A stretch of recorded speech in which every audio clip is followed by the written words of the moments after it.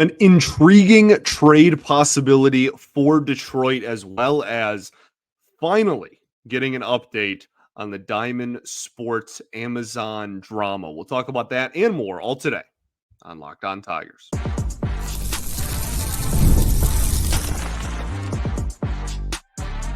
You are Locked On Tigers, your daily Detroit Tigers podcast, part of the Locked On Podcast Network, your team every day. What is up, everybody? Welcome back to another edition of Locked On Tigers. I'm, of course, your host, Scott Bentley. Today is Thursday, November 14th, 2024. Thank you so much for making Locked On Tigers your first listen every single day. We are free and available wherever you get your podcasts, including YouTube, part of the Locked On Podcast Network, your team every day. Today's episode is brought to you by FanDuel. You can start the season with a big return on FanDuel. New customers can place a $5 bet, and you'll get started with $150 in bonus bets if you win your first $5 bet. Just visit FanDuel.com to get started. Welcome in, welcome all. Glad we are back. Apologies again for the off day on yesterday's show. Just had a lot going on with the family and whatnot, but we are back and we will be back every day until we go to 3 days a week, which I think is late December, I think, maybe even early January. Either way, we're here for a while. Appreciate you all for tuning in. So got a few interesting points and conversations to have on today's show. We're going to talk about LaMonte Wade Jr. An article was put out by The Athletic, Jim Bowden, who mentioned that the Tigers may be a good fit for LaMonte Wade Jr. and the Giants might be shopping him. So we'll break that entire scenario down. I think that's a really, really interesting fit for Detroit, given what they are trying to accomplish and given all the drama surrounding first base for your Detroit Tigers. We're also going to talk about Amazon Prime and Diamond Sports finally agreeing on a deal. We'll break down everything we know about that situation, how you are going to watch your Detroit Tigers in 2025. Then we're going to go over some Silver Sluggers and even talk about, not a preview, obviously, but we're going to talk a little bit about the first series of 2025 because some news came out about that as well. So let's start off with LaMonte Wade Jr. That'll be a bulk of today's show. So as I said, Jim Bowden The Athletic mentioned in an article where he highlighted 15 possible trades for the offseason, 15 of the biggest trade targets for Major League Baseball this winter. I want to say it was 14, number 13 or 14 toward the end of that list was LaMonte Wade Jr.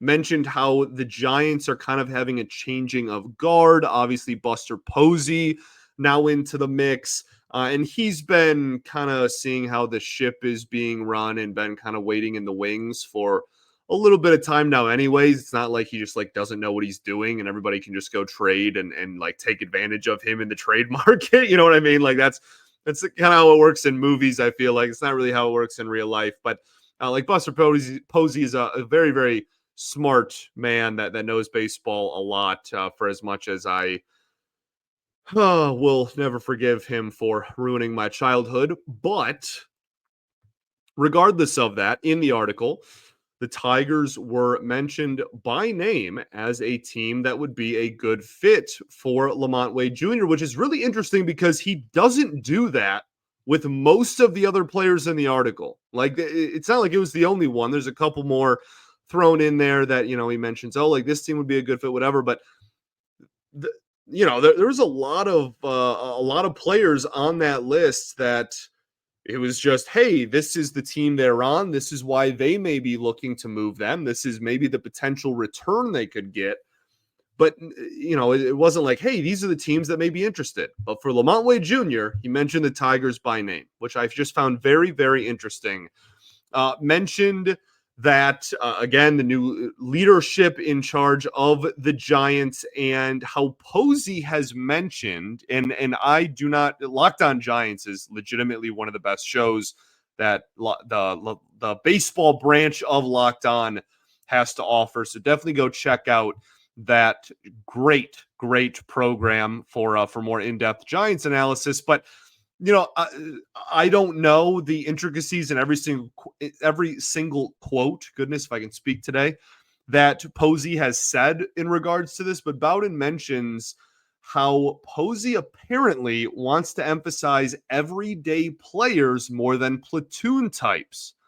Okay, that might be a reason why the Tigers were mentioned by name after the run they went on this year. A team that was almost strictly platoon options for a majority of the season, and a front office that really leaned into that and did not fear or run away from it whatsoever. So, LaMonte Wade Jr., very much a platoon type, is a left-handed hitter that does not get very many opportunities against lefties in his short sample size this year. He actually hit decently well against them, but over the course of his career, he has barely gotten opportunities against lefties, and in the few that he has not hit very well. So I would almost certainly expect him to be a right-handed pitcher, platoon type of player wherever he ends up. And then mentions Spencer Torkelson by name in the article as well. Also mentions the Mariners as a potential fit, who are two teams that are trying to improve in corner infield positions. So let's go over the fit in the Tigers organization that LaMonte Wade Jr. would presumably have. This season, he had a 1.3 Fangraphs WAR. I believe his Baseball Reference WAR was just over 2. So almost a win difference, depending on which website you like more. He hit 260 with a 380 on base percentage, just a 381 slug. That is a 761 OPS. That is a well above league average hitter. I can't talk today. I apologize greatly. Clearly trouble getting back into the swing of things here, but a 119 weighted runs created plus. So according to weighted runs created, he is 19% better than a league average hitter, and he had a 120 WRC plus in 2023. So that's 2 years in a row of being about 19 to 20% better than a league average hitter. He gets his bread and butter, and this is why a lot of people think this is a good fit, with a 15.5% walk rate. That is astronomically high. That is some years over double league average. Like legitimately, league average is usually between 7.5 and 8.5. That is almost double that, depending on the year. A 22.4% K rate in 117 games played. As I mentioned, the big draw to him is the patience. 94th percentile in chase rate and 99th in walk rate. The top 1% in Major League Baseball, not just the National League, in the entire sport in drawing walks. So he fits the Scott Harris mold of, the dominate the strike zone mold. That K rate, while it isn't astronomically low or anything, it's not ridiculously high either. He also hits the ball really hard. And that's why I was kind of surprised to see the slugging percentage as low as it was. His expected slug was much higher than his actual. So maybe some bad luck involved there. Not that Comerica Park is necessarily going to be the healer of that quote unquote issue, if you want to call it an issue. But a lot of the underlying numbers really like him. And, peripherals tend to lean towards players that have high walk rates and hit the ball hard. But those are two really good attributes to have. Those are two attributes that I would want most players in my lineup to obtain or to have when they step into the batter's box. And that's the type of player he is. He hits the ball hard, well above league average in exit velocity and hard hit rate and sweet spot and barrel rate and all of those. He's pretty comfortably above league average in almost all of those. And he draws a boatload of walks. So where does he fit into the Tigers scheme and on the Tigers roster? We'll talk about that right after this. Got to talk to y'all today about our friends over at FanDuel. Get ready to tackle the NFL action with FanDuel, America's #1 sportsbook, because right now new customers can bet $5 and get $150 in bonus bets if you win. The FanDuel Sportsbook app gives you everything you need to place bets on the NFL all in one place. So when you get a hunch in the middle of a game, you can check out the latest stats, view live play-by-play, and so much more on the same page where you place all of your bets. Just visit FanDuel.com to join today. You'll get started with $150 in bonus bets if you win your first $5 bet. That's FanDuel.com. Never waste a hunch and make every moment more with FanDuel, an official sportsbook partner of the NFL. All right, everybody, welcome back here. Segment 2 of Locked On Tigers. Appreciate y'all for tuning in. As always, making us your first listen every single day. Shots to the everydayers that do tune in every day. And we will, of course, be back tomorrow with a fun Friday episode. I do want to talk about Alec Bohm as well, a third baseman for the Phillies that it's been rumored may be on the trade block. A lot of people talking about him in Tigersville. So we may do that tomorrow. Still got to talk Torkelson at one point. We're working on that over the next few episodes as well. So still plenty to discuss. Let's get back into LaMonte Wade Jr. and his potential fit with the Tigers. So the peripherals are good. We mentioned that before the break. This guy walks a lot, hits the ball hard, had 17 homers in 2023, and only had 8 in 2024, but had over 100 more plate appearances in 2023. So playing time, obviously a little bit of a factor there, but that's still almost 10 fewer home runs. So definitely something to keep an eye on there. But again, like hitting the ball pretty hard, pretty consistently, I think that's a good recipe for a bounce back there. He's not very fast. He has a pretty, honestly, we can just call what is a pretty awful arm, especially for a guy that's played so much outfield in his career. Just does not have a good arm really whatsoever. He's really just not a great defender all around. He's not a liability. I'm not trying to make it sound like this dude is just, catastrophic and completely is going to lose you a ton of ball games out there with his defense. But he is versatile. He can play first base, and he was decent defensively. Doesn't have much range, but positive DRS over there. That's not bad. So he's, pretty solid first baseman, pretty, net zero-ish, depending on the year. First baseman over there.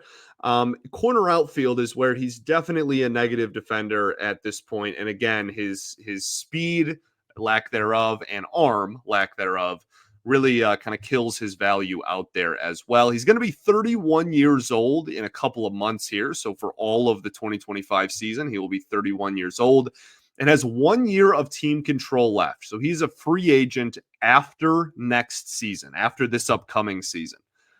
Also, as I mentioned earlier, a platoon player.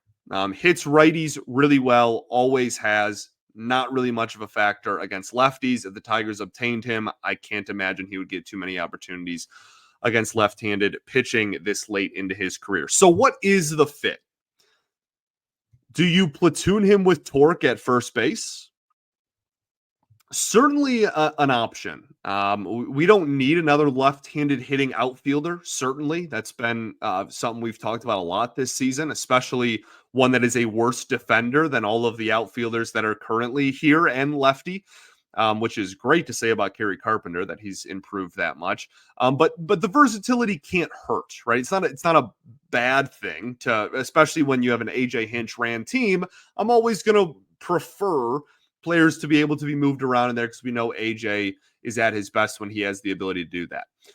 But I do think that there is a world in which, him and Torkelson platoon first base, a lefty's on the mound, Torque's getting the ABs, and there's a righty on the mound. LaMonte Wade Jr. is going to get a majority of them. I don't think that makes Torque, completely unable to take any at-bats against righties. He's shown the ability to hit them before in his major league career, but I would imagine that if that was to happen, that, LaMonte Wade Jr. would get a majority of at-bats against right-handed pitching for sure, because that's where pretty much all of his value comes from.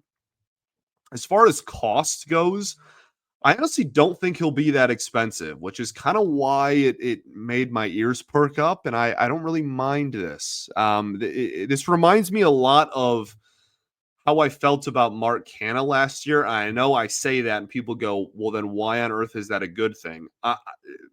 LaMonte Wade Jr. is cheaper as far as price. He's in his last year of arbitration and team control.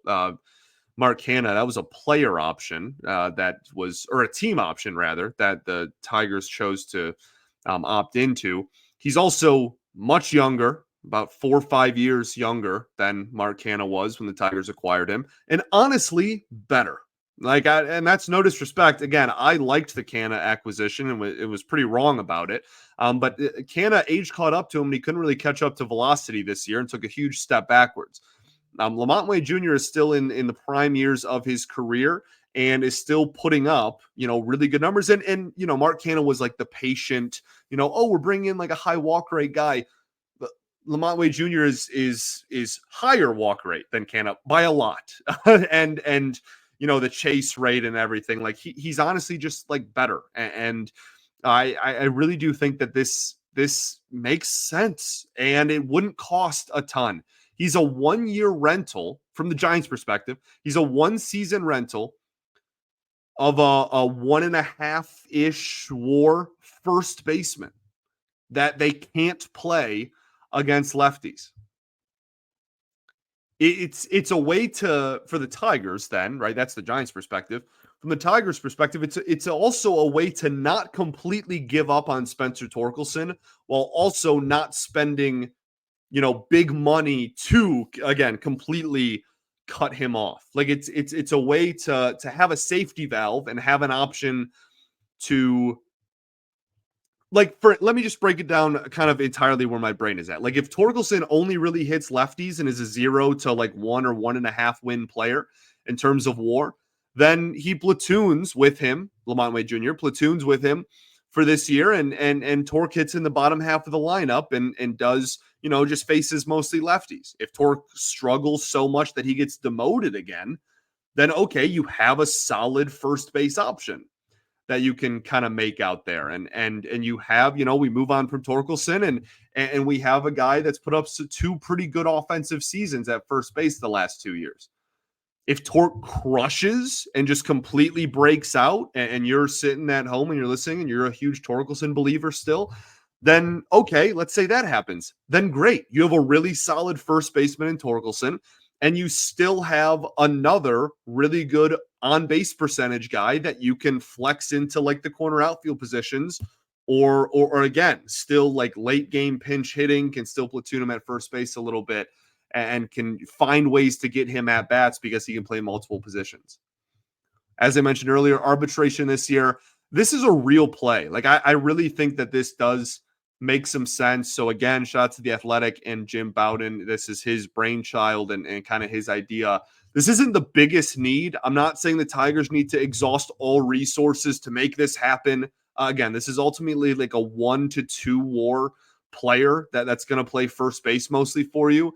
It just seems very obtainable and relatively smooth and easy, and that there is a clear fit where he's not overlapping anybody's at bats that we like don't need him to. And I feel like that is why he was pointed out in the article as a good fit. And I think that, again, it makes some sense. And if this did happen, assuming that they didn't give up a bunch of like top prospects or anything, I think that it would make a lot of sense and I'd probably be pretty happy with it. But there are plenty of other options at first base as well that we'll talk about a lot throughout the offseason. I'm not like in love with, it has to be LaMonte Wade Jr., but I think if it was, that I certainly wouldn't be opposed. Okay. Let's talk about, Diamond Sports and Amazon. I think that's kind of on everybody's mind currently. And then we'll talk about a few other things as well. We'll do that right after this. Got to talk to you today about our new friends over at Select Quote. The World Series, Super Bowl, the Olympics, the world's top athletes get to play in these top-level sporting events thanks to one thing, teamwork. And teamwork can also protect your financial legacy and your family's future. Select Quote's licensed insurance agents are the perfect teammates when shopping for customized, affordable life insurance. They can find you the right policy to keep your financial legacy safely in your family's end zone. Select Quote is one of America's leading insurance brokers with nearly 40 years of experience helping over 2 million customers find over $700 billion in coverage since 1985.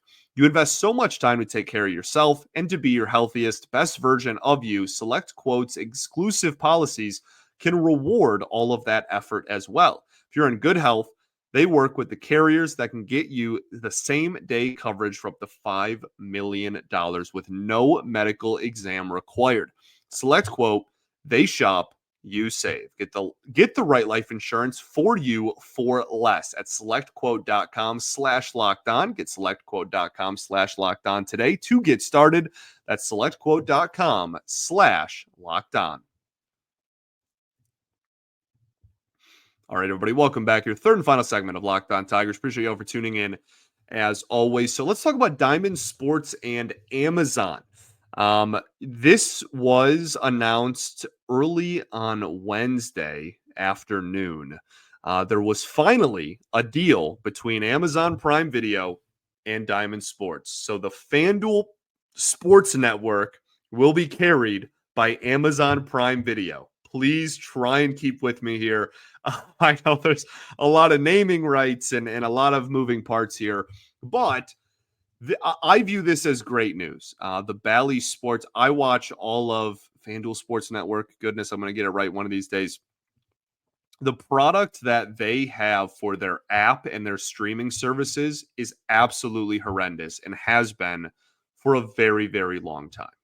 That's exclusively how I watch. Like, we don't have cable in my apartment. That's how I watch all of the Detroit teams and watch all of our sports, and it's brutal. It is really, really brutal. And this has nothing to do with the on-air personalities. I say that all the time. We are very blessed with, and how nice is that to say, right? Like, the Tigers, we legitimately have one of the most I don't know, like, colorful, right? Just like very entertaining and very intriguing. And obviously Benetti is a member of the Tigers organization. Not, he's that was something we noted when he got brought on board. He's not a part of the Diamond Sports payroll, I guess, if you will. But it goes without saying, the people, Johnny Kane and Natalie Kerwin and all the people that were in the revolving door of color commentators this season for the Tigers, obviously Petrie, a lot of those just did such a great job. And so I would imagine that most, if not all of them, will kind of carry over, but we'll see if there's any changes. The biggest thing that this changes is just how you watch Tigers baseball. And there's another kind of interesting thing I'm waiting for people to talk about, which we'll get to in a second. But it sounds like this will be like, if you have a Prime membership, you do have to pay extra for the package. You don't just get it with your Amazon Prime, but you just get it through Amazon Prime Video. And that's how you're going to stream I don't know when the date is. I don't know when this is like officially happening, but it's going to be presumably soon, because the deal is done. And it's just going to be streamable through your Amazon Prime Video, which is going to be pretty convenient. That's a company and an organization that has dealt with high traffic websites before. I have a lot more faith in them to be able to figure out how to consistently give us a good product to stream our games on, which is really all we've been asking for a long time. And Bally, unfortunately, did not provide that. Hopefully, Amazon can. The other thing here that I don't want to go unnoticed, and I do want to talk about for a little bit, is last season when Diamond Sports was going through all its bankruptcy stuff and Bally was dropping teams left and right, a lot of teams, owners, used that as an excuse to not spend last winter. It happened in your own division. Minnesota Twins fans were furious with ownership because they cited the Diamond Sports bankruptcy as a reason to why they wanted to cut payroll after winning the division. So did they win? Yeah, when they won the division 2 years ago. Yeah. Anyway, after having a good year, my memory is shot. So I'm hoping this is a new deal. And I have I'm not in those meetings. The numbers are not public. Like, I have no clue if it's more or less, but I would venture to say that it's probably going to negatively affect the Tigers organization and the organizations that were all part of this a little bit. Not in terms of like they're losing money, but in the sense that they're probably getting less money than they were in the previous deal that was agreed on whatever year. So, and that's something that I know Evan Petzold of the Freep talked about it in his write-up of the situation. I know that The Athletic has talked about this a lot over the last couple of years in all markets. They've been a great source for all of this. There's a lot of interesting pieces to read about this whole saga. But I would imagine that the money is probably not going to be as sizable as it was in the previous deal, even though they're going to Amazon. So I am just hoping, all of this is to say, that again, maybe I'm wrong. Maybe I have no clue what I'm talking about, and maybe they, which is I'm sure what some people agree with. Maybe they are getting $8 billion.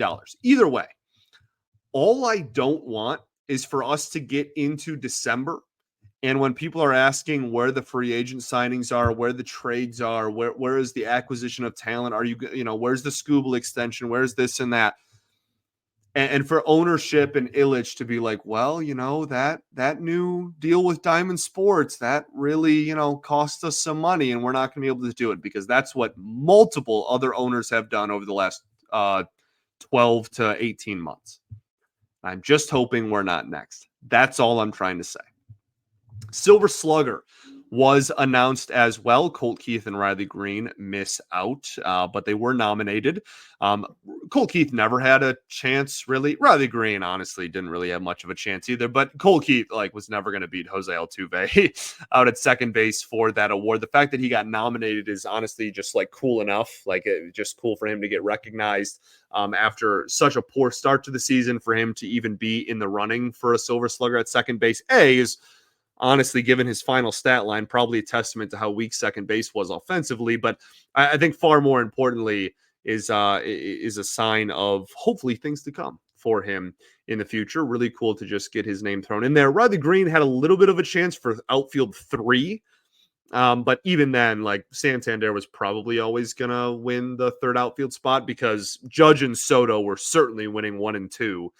So it was really just a matter of who was going to get the third one. I think Santander was probably the clubhouse favorite, and he walked away with it. But Riley Green, this was his first, again, non-injury riddled season, and he still missed a little bit of time. It wasn't a, completely clean slate, but the fact that he was an all-star and was the middle of the lineup bat on a playoff team and got nominated for a Silver Slugger, should have been nominated for a Gold Glove. It's just a testament to how really solid of an all-around season he had this year. And he's still very young too, and hopefully can keep taking steps in the right direction. We did his player preview. He was one of the first people we did. We did a complete breakdown of his season a few weeks ago now.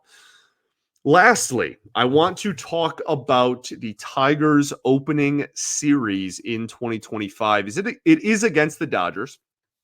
I'm so sorry I can't talk today. I have no clue what's happening. It is against the Dodgers, and so it cool to see just that they're getting a West Coast kind of big market opponent early in the season, but they will be nationally televised, which I think is really cool. It sounds like it's just going to be like Yankees and Dodgers. Both of their games are just going to be the ESPN nationally televised opening day kind of, what's the word I'm looking for? Not preview, because the game's being played. What is the word? Feature. Sure. I don't even think that's the word I was thinking of, but we're just going to go with it.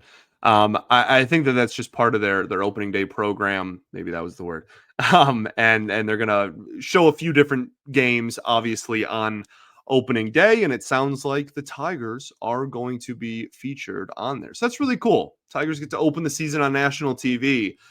They went years without a nationally televised game at one point during the depths of the rebuild.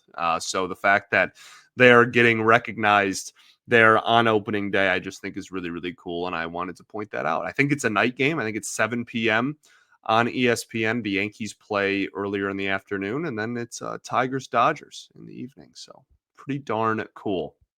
Thanks for making Locked On Tigers your first listen every single day. Shots to every day that do tune in every day. We will, of course, be back tomorrow, hopefully with a fun Friday show for you. Peace and love. Going to therapy's dope. I appreciate you all greatly. Go Tigers, baby.